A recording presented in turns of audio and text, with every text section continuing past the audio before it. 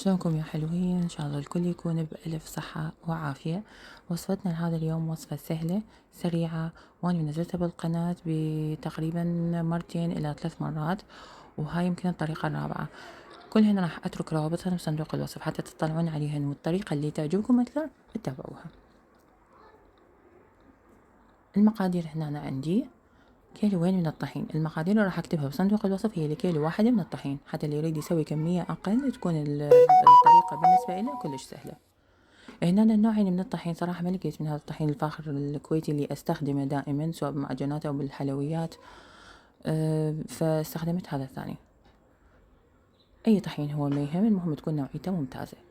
هنا أنا عندي ملعقتين كوب من الملح ممسوحين، يعني لكل كيلو ملعقة. وهنا أنا عندي ظرفين من الخميرة الجافة، مقدار الظرف الواحد 10 جرام. وعندي كوب من الزبادي، نص كوب لكل كيلو. كوب وربع من السكر الحبيبات.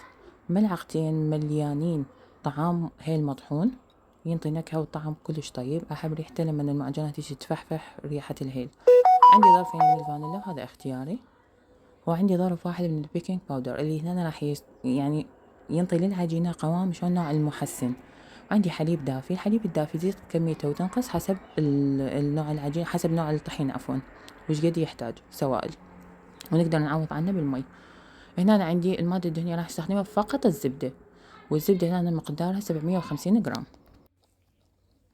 راح أبدي أنخل الطحين، وأبدي أضيف كل المواد الجافة اللي شفتوها أمامكم بالصورة: الهيل والملح والشكر والفانيلا والبيكنج باودر والخميرة.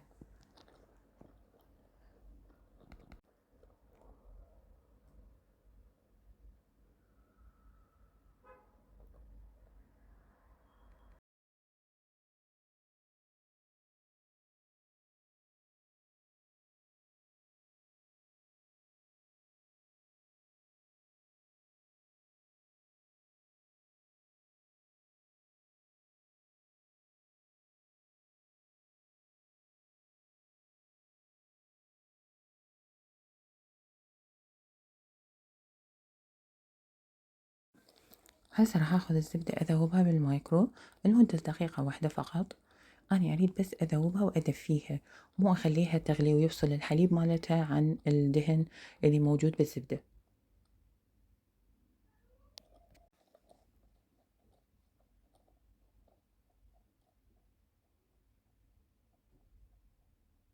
راح اعجنهم طبعا بالعجان الكهربائي، اذا تريدون تعجنوهم بايديكم براحتكم، لكن للسهولة والسرعة.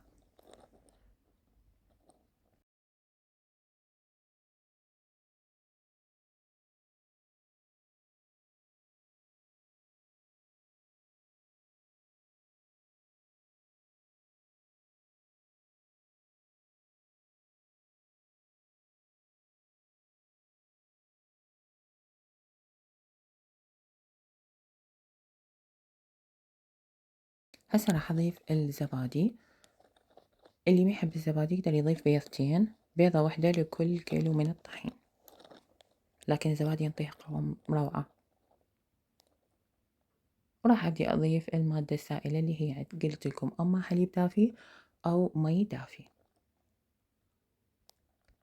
والسوائل هنا راح تزيد وتنقص على حسب الطحين ايش قد راح ياخذ من عندهن، الى ان تتكون عندي عجينة كلش طرية وملسة وناعمة.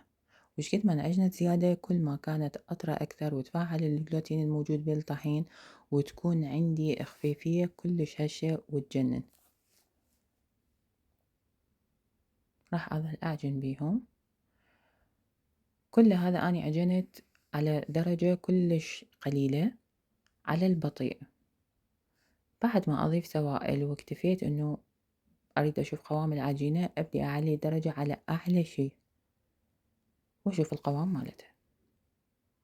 شوفوا تركت لكم كل اللقطات مال العجين من البداية ولحد ما بدأ. شوف قد احتاجيت أدير وأشوف العجين، أضيف وأشوف.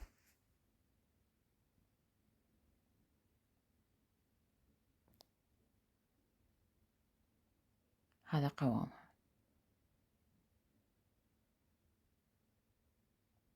ما تلتصق وبنفس الوقت طرية ناعمة ومعجونة كلش زين.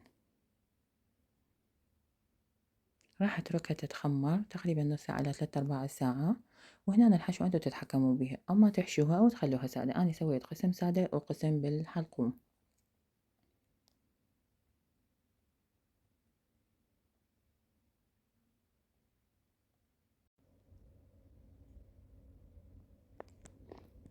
غطيتها وراح اتركها بمكان دافي تقريبا من نص ساعة إلى 3/4 ساعة.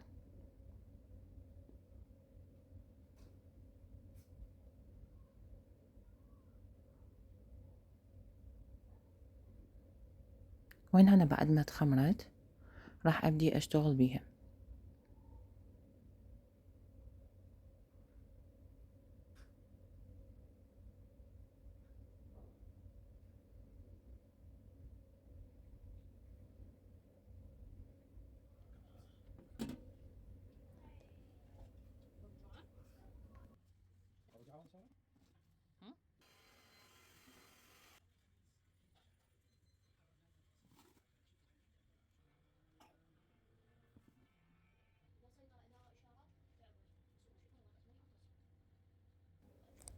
هنا أنا راح أدهن الوجه مالتهم فقط ببيضة مخفوقة ويا شوية حليب. بعد شكلها ما شاء الله تجنن، هشة طرية، لمعتها كلش حلوة. ومثل ما قلت لكم حبايبي الحشوة هنا انتم تتحكمون بيها، تريدون تزيدون السكر تقللوه تخلوه متوازن مثل ما اني حطيته. طبعا كمية السكر اللي اني حطيتها بهذا العجين كلش متوازنة، طلع طعمها كلش طيب، لا هي حلوة زيادة ولا هي فاهية زيادة وطاغي عليها الملح، حتى اقدر من احشي قسم من عندها ما يتأثر الطعم عندي وتكون حالاتها كلش قوية. شاكرة جدا طبعا اللي وصل وياي لهاي اللقطة من الفيديو، وأتمنى تتواصلون وياي وتدعموني بلايك واشتراك وتفعيل جرس الإشعارات حتى يوصل لكم إشعار بكل شي جديد أنزله. شكرا حبايبي ومع السلامة.